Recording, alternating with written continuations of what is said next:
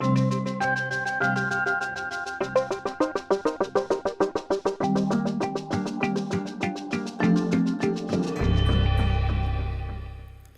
going to do a problem involving the binomial probability distribution formula. So here's our example. In a given elementary school, the astrological sign of 15% of the school children is Leo. We want to calculate the probability that in a fourth grade class of 17 children, there are exactly 2 Leos. So here I've written down the binomial probability distribution formula.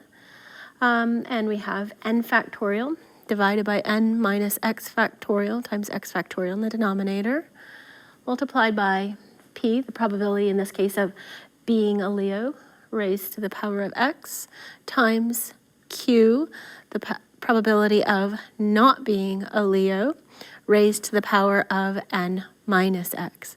So what we want to do is go ahead and identify each of these individual items, the n, the fixed number of trials, the p, the q, and the x. So here we are wanting to find that exactly 2 of the children are Leos. So that's the probability that x is equal to 2. So in our problem, we have a fourth grade class of 17 children. So we're selecting our 2 Leos from 17 children. So n is equal to 17. X is equal to 2. And we are told that the probability in this elementary school of being a Leo is 15%. So the probability of selecting a Leo is 0.15. And Q can be found by taking 1 minus P. So that's 1 minus 0.5 and 1 minus 0.5 gives us 0.85. So then we'll go ahead and plug this information into our binomial probability distribution formula. And that gives us 17 factorial over n minus x. That's 17 minus 2 factorial times 2 factorial in the denominator.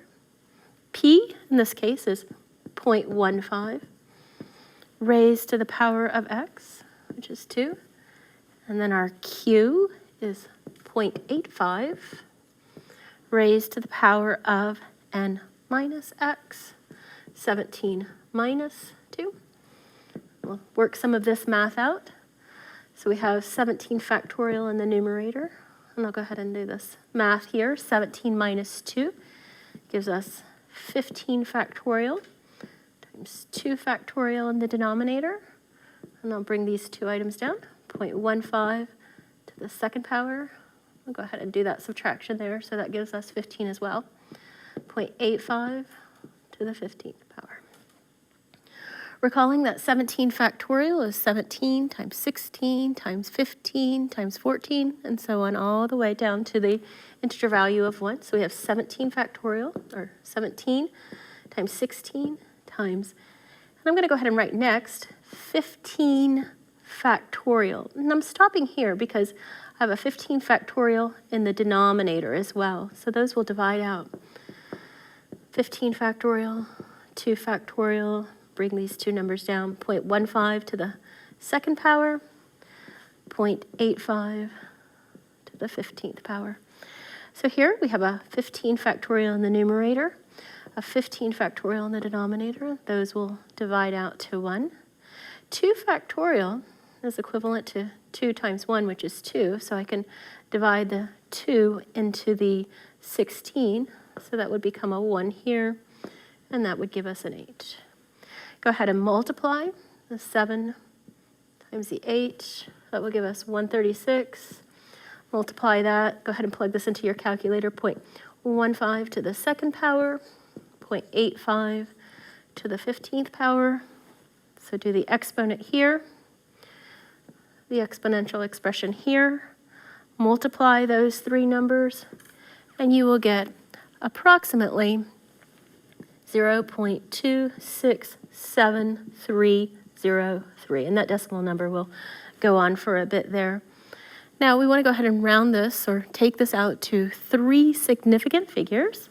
So the 2 would be our first significant figure, the 6 would be our second significant figure, and the 7 would be our third significant figure. So I'll leave the 7 as is because this is below 5. So this is approximately equal to 0.267. So that is our probability, or we can write it as 26.7%. Now, we can also do the same problem using technology. We can use a function called binomial PDF.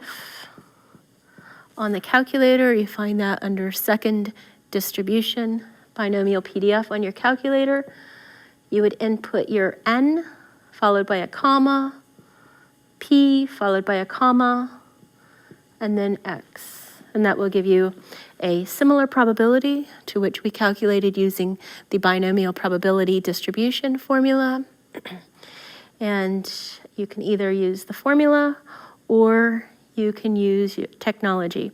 We also have videos showing how to use technology for this kind of problem.